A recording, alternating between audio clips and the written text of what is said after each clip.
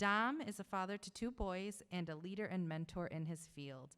Please enjoy his poem, Black Spider-Man. Please welcome Dom Ricks. Black Americans have never been short on superheroes. We had one woman.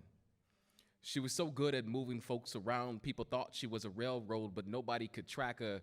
Heard she packed light because her shotgun was heavy, and she had to keep one hand empty in hopes that she would catch a break for once. This one brother, he was a scientist. He wasn't mad, but he sure pissed off some bigots the way he revolutionized the damn peanut. And you thought the Hulk was unstoppable? We had this one sister. When she sat down, couldn't nobody move her, but she was so powerful. When she finally got up, the whole nation felt it. And we had this one cat who led a whole nation of Panthers before we knew Wakanda was forever. But it's hard to explain that to a 4-year-old. So I took my son to see Into the Spider-Verse because I wanted him to see a black boy prove everyone wrong. I wanted him to see a curly-haired superhero shooting webs that branch like roots, connecting him to something, because I want my son to be connected to something. Like a superhero, my son will have to balance the weight of 2 identities, black and Latino, both with their fair share of supervillains and uniform henchmen. So I want my son to have a spidey sense. But I want him to have one with squiggly lines that match his hair's curl pattern, so he knows when a supervillain approaches and when someone's about to take the last bowl of pozole. You see, I think Marvel knew what they were doing. See, Miles Morales can turn invisible.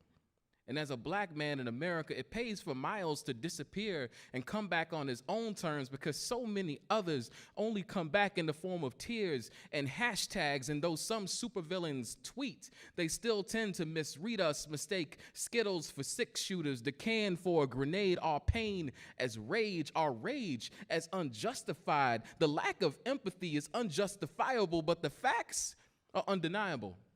They bottle our rage and commodify our pain, so it's no wonder why drinking Arizona while black feels like an act of resistance. James Baldwin once said, to be black and conscious in America is to be in a state of constant rage. Martin Luther King Jr. once said, an injustice anywhere is a threat to justice everywhere. Miles Morales may not be the first black superhero, but he is my son's.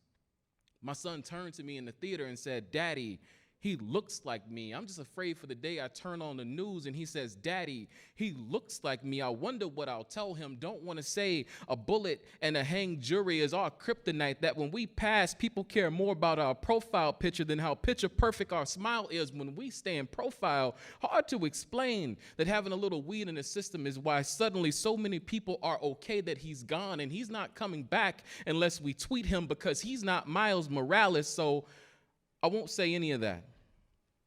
Instead, I'll tell them about the Justice League. I'll tell them about the fighters and the dreamers and the people who put right over wrong and decency above anything, including their own safety. I'll tell him that there were little boys and girls that people told no and doubted. And he'll say, I know, Daddy, like Spider-Man. Thank you.